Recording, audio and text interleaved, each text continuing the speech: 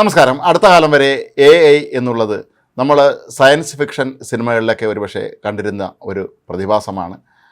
അതുപോലെ തന്നെ പല ഫിക്ഷനുകളിലും അതുപോലെ ഹോളിവുഡ് സിനിമകളിലുമൊക്കെ തന്നെ ഇതേക്കുറിച്ച് പരാമർശങ്ങൾ നടത്തിയിരുന്നു. ഇത്തരത്തിലുള്ള ചില രംഗങ്ങൾ അവിടെ ആവിഷ്കരിക്കുകയും ചെയ്തിട്ടുണ്ടായിരുന്നു. പക്ഷേ അന്നൊന്നും ഇതൊരു യാഥാർത്ഥ്യമല്ല, ഇത് വെറും ഒരു സങ്കല്പം മാത്രമാണ് എന്നാണ് എല്ലാവരും കരുതിയിരുന്നത്. എന്നാൽ നിർമ്മിത ബുദ്ധി എന്ന AI ഇന്ന് നമ്മുടെ ജീവിതത്തിലെ ഒരു ഒഴിവാക്കാനാവാത്ത ഘടകമായി മാറിയിരിക്കുന്നു.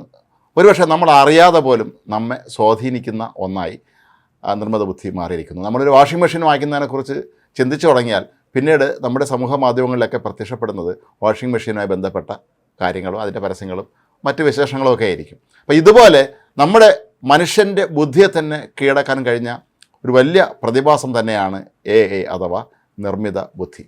2020 മുതലാണ് ശരിക്കും ഈ നിർമ്മിത ബുദ്ധി നമ്മളിലേക്ക് ശക്തമായ തോതിൽ സ്വാധീനം ചെലുത്താൻ ആരംഭിച്ചത്. ChatGPT മുതൽ ആപ്പിൾ ഇൻ്റലിജൻസ് വരെ കഴിഞ്ഞ ഏതാനും വർഷങ്ങളായി ഇവയിൽ ഏതെങ്കിലുമായി നമ്മൾ നിരന്തരമായി ഇടപഴകിയിട്ടുണ്ടാകാം.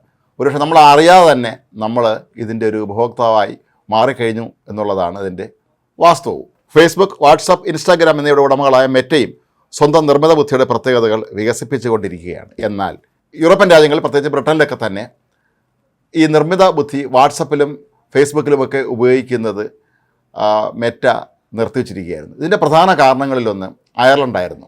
അയർലൻഡ് അന്ന് ആവശ്യപ്പെട്ടത് ഇത് മനുഷ്യൻ്റെ സ്വകാര്യതയെ ബാധിക്കുന്ന ഒരു പ്രശ്നമാണ്. അതുകൊണ്ട് തന്നെ ഒരു കാരണവശാലും ഈ രാജ്യങ്ങളിൽ ഇത്തരത്തിലുള്ള AI ഉപയോഗിച്ചുകൊണ്ടുള്ള വാട്സപ്പും മറ്റും ഉപയോഗിക്കാൻ പാടില്ല എന്ന് അയർലൻഡ് വാദിച്ചിരുന്നു.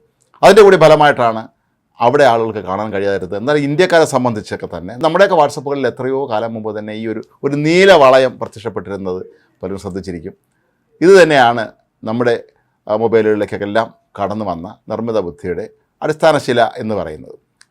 ഇത് മെറ്റ എല്ലാ അവരുടെ ഉപഭോക്താക്കൾക്കും വേണ്ടി തന്നതാണ്. ഇന്ത്യക്കാർ ഇത് എത്രയോ മുമ്പ് ഉപയോഗിച്ചു എന്ന് ആലോചിക്കുമ്പോഴാണ് യൂറോപ്യന്മാർക്ക് എത്ര വൈകിയാണ് ഇത് ഇപ്പോൾ കിട്ടി തുടങ്ങിയത് എന്ന് നമ്മൾ ചിന്തിക്കേണ്ടത്. ഇപ്പോൾ ആകട്ടെ യൂറോപ്യൻ രാജ്യങ്ങളിലും ഇത് നിലവിൽ വരികയാണ്.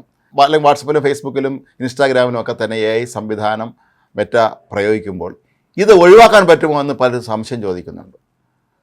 ചിലർക്ക് താല്പര്യമില്ലായിരിക്കാം. നിങ്ങൾക്ക് ഇഷ്ടമുണ്ടെങ്കിലും ഇല്ലെങ്കിൽ ഇത് അവിടെ തന്നെ കാണുന്ന ആ നീല വളയം അവിടെ തന്നെ കാണുന്നത് മാറ്റാൻ കഴിയുമോ എന്ന് പലരും ചോദിക്കുന്നുണ്ട്. അതിന് മെറ്റ നൽകുന്ന മറുപടി, നിങ്ങൾക്ക് വേണമെങ്കിൽ നിങ്ങളുടെ സാങ്കേതിക സംവിധാനങ്ങൾ ഉപയോഗിച്ച് അതിനെ വേണമെങ്കിൽ മാറ്റി നിർത്താം, അപ്രത്യക്ഷമാക്കാം, പക്ഷേ അത് അവിടെ തന്നെ തുടരും എന്നുള്ളതാണ്. അതായത് നിങ്ങളുടെ മൊബൈൽ ഫോണിൽ അല്ലെങ്കിൽ നിങ്ങളുടെ വാട്സപ്പിലൊക്കെ തന്നെ നിങ്ങൾ വേണ്ട എന്ന് വെച്ചാലും AI അവിടെ തന്നെ കാണും. അതാണ് നിർമ്മിത ബുദ്ധിയുടെ ഒരു ശക്തി. ഏതായാലും കാലം മാറുകയാണ്. ഇനിയിപ്പോൾ ബ്രിട്ടനിലും യൂറോപ്യൻ രാജ്യങ്ങളും എല്ലാം തന്നെ ഈ വാട്സപ്പിലും ഇൻസ്റ്റാഗ്രാമിലും ഫേസ്ബുക്കിലും ഒക്കെ തന്നെ AI പ്രത്യക്ഷപ്പെടുകയാണ്. നമ്മുടെ ജീവിതത്തിലെ ഒഴിവാക്കാനാകാത്ത ഒന്നാണ് ഈ സംവിധാനമെങ്കിൽ പോലും അത് ഒരാളുടെ സ്വകാര്യതയിലേക്ക് കടന്നു കയറും എന്നുള്ള വിഷയം അവിടെ ഇപ്പോഴും അവശേഷിക്കുന്നുണ്ട്.